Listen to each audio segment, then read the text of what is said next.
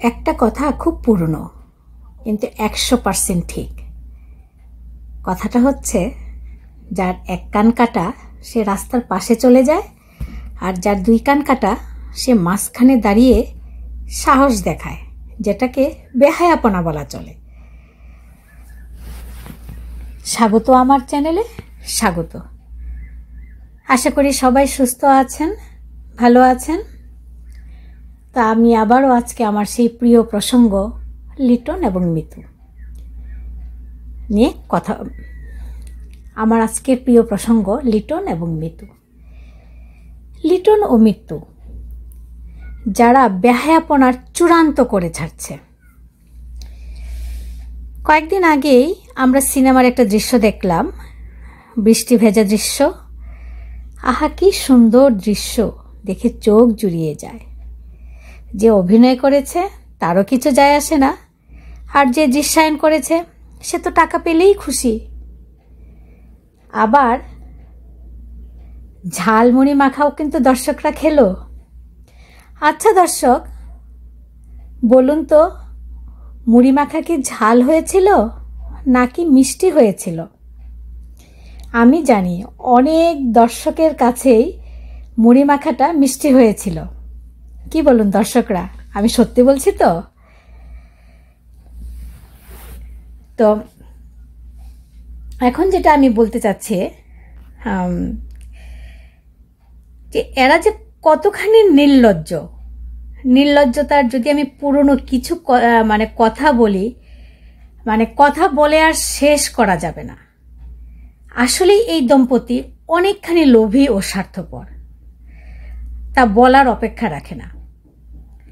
নূপুরের স্বামী অটল মারা যাবার পর লিটন একটা ভিডিওতে বলে যে আমার আজ থেকে 2টো সংসার। নিশ্চয়ই আপনাদের সেটা মনে আছে, এবং এটা নিয়ে আমি একটা ভিডিও করেছিলাম।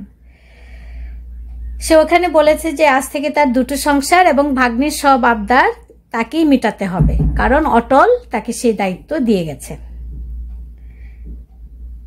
আজ তো অনেক দিন হয়ে গেল। আমি তর্কের খাতিরে ধরে নিলাম রায়বাড়ির সবাই খারাপ, কিন্তু এই এতিম অনাথ বাচ্চাটার কি দোষ? তাকে কি কোনো উপহার পাঠানো হয়েছে, বা তার কোনো খোঁজ খবর নেওয়া হচ্ছে? কিছুই না। আমি জানি দর্শক আপনারাও আমার সাথে একমত হবেন। তো সুমিত্রার ভিডিওতে সেই দিন দেখলাম এবং শুনলাম, যেটা 100% সত্যি কথা। কারণ আমার আপনার থেকে সুমিত্রা সেটা বেশি জানবে, কারণ সুমিত্রা পরিবারের সদস্য। যেটা সে বলেছে যে নূপুরের ইউটিউব চ্যানেল যখন খোলা হচ্ছিল, বা চ্যানেল খোলার ক্ষেত্রে মিতু 50% টাকা দাবি করেছিল, কারণ সে এডিট করে দিবে এবং আপলোড করে দিবে, এই কারণে। আচ্ছা দর্শক, আপনাদের কাছে এটা কথাটা কেমন মনে হচ্ছে একটু বলুন তো আপনারা। যেখানে একটা বিধবা বোন, তাকে সাহায্য করার কথা, কয়েকদিন আগেই যে ইনিয়ে বিনিয়ে কথা বলল, সেখানে একটা অনাথ বাচ্চা এবং তার বিধবা মার কাছে টাকা চাওয়াটা কি যুক্তিযুক্ত? আমি আপনাদেরকেই বলছি, আপনারা বিচার করুন দর্শকরা, বিচার করুন।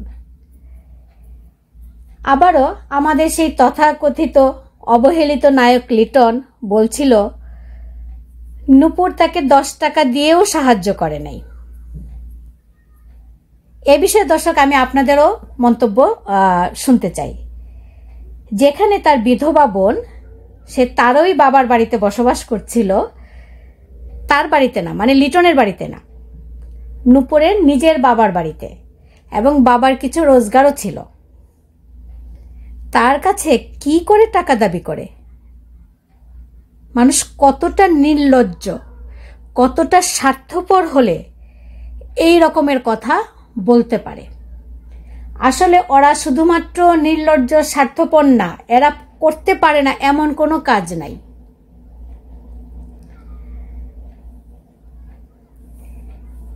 এই প্রসঙ্গে আমি ফ্লোরেন্স নাইটিঙ্গেল এবং অটলের বাবাকেও কিছুটা দোষারোপ করব।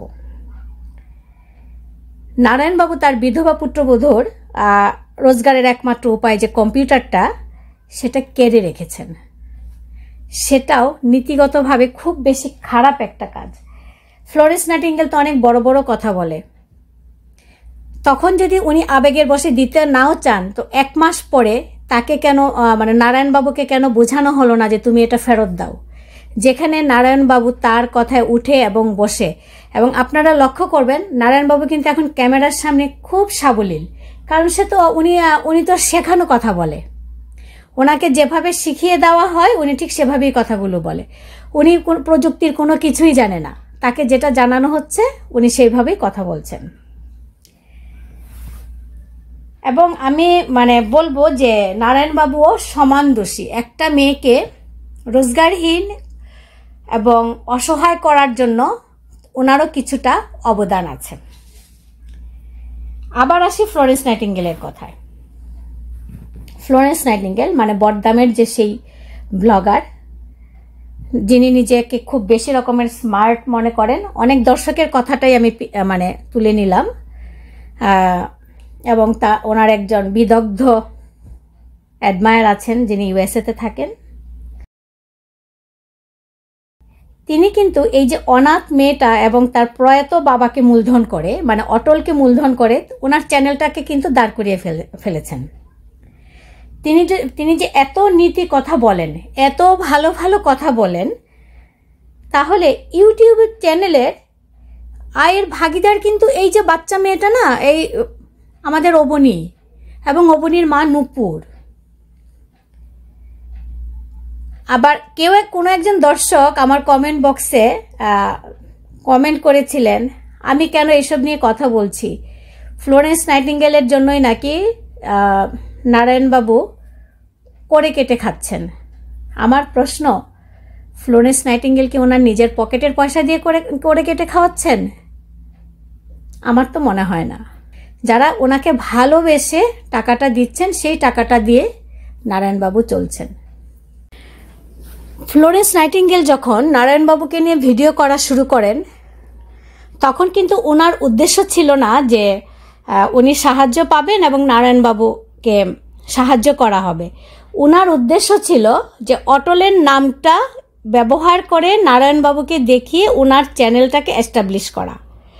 তারপর যেটা হয়েছে যে দর্শকরা জিনিসটার সাথে একাত্মবোধ করে এবং নারায়ণবাবুকে সাহায্য করে। কিন্তু আমি যদি ফ্লোরেন্স নাইটিঙ্গেলকে চ্যালেঞ্জ করি যে প্রথমে ওনার এই উদ্দেশ্যটা ছিল কিনা, একদমই ছিল না। এটা আমার সাথে আমি জানি প্রত্যেক দর্শক একমত হবেন, এই উদ্দেশ্য ওনার ছিলই না। ওনার উদ্দেশ্য ছিল ওনার চ্যানেলটাকে দাঁড় করানো বা এস্টাবলিশ করা। আমি জানি দর্শক আপনারাও আমার সাথে একমত হবেন। এখন পুরো ক্রেডিটটা কি ওনাকে দেওয়া উচিত? এরকম কাজ তো ব্লগাররা অনেকেই করে। এখন আমি যদি বলি যে ফ্লোরেন্স নাইটিঙ্গেল তার চ্যানেলটাকে দাঁড় করানোর জন্য নারায়ণবাবুকে মূলধন করেছে, আমি যদি ভুল না করে থাকি, দর্শক আপনারা আমার প্রশ্নের উত্তর দিবেন, আমার কমেন্ট বক্সে উত্তর দিবেন। আজ এই পর্যন্তই। আমার কথা যদি ভালো লেগে থাকে বা আমি যদি সত্যি কথা বলে থাকি, তাহলে আমার চ্যানেলটাকে একটু সাবস্ক্রাইব করে দিবেন আর এমনিভাবেই আমার পাশে থাকবেন। আজকে এই পর্যন্তই, বিদায়। কথা হবে কোনো এক ভিডিওতে কোনো এক সময়।